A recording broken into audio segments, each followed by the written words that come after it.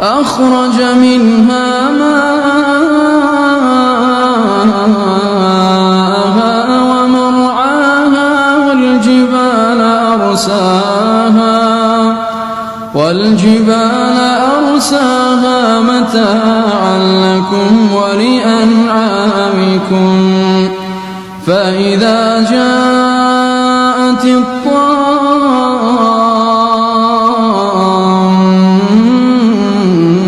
الكبرى يوم يتذكر الإنسان ما سعى وبرزت الجحيم لمن يرى فأما من طغى وآثر الحياة الدنيا فإن الجحيم هي المأوى وأما من خاف مقام ربه ونهى النفس عن الهوى فإن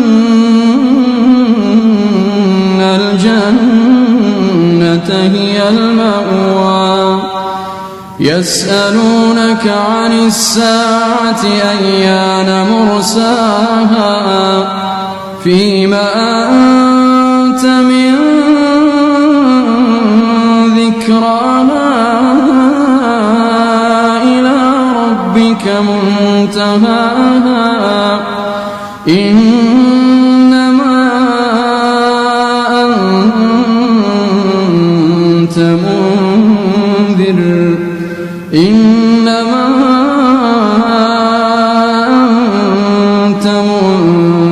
من يخشاها كأنهم يوم يرونها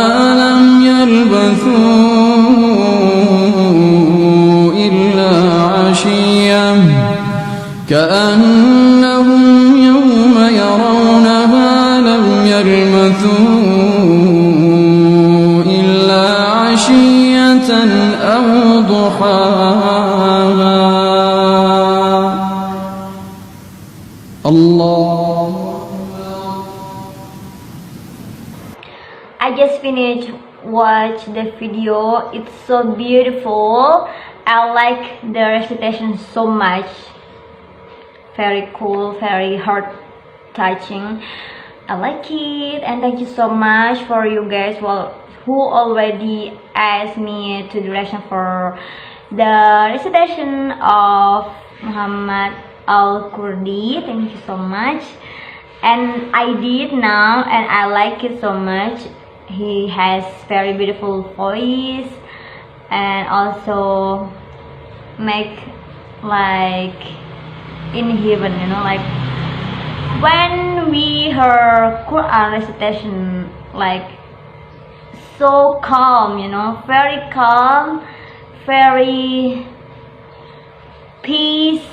And also in this video I feel very calm because his voice so beautiful, his recitation very cool, very good, and yeah, I like it so much. And I guess you also like this so much, right?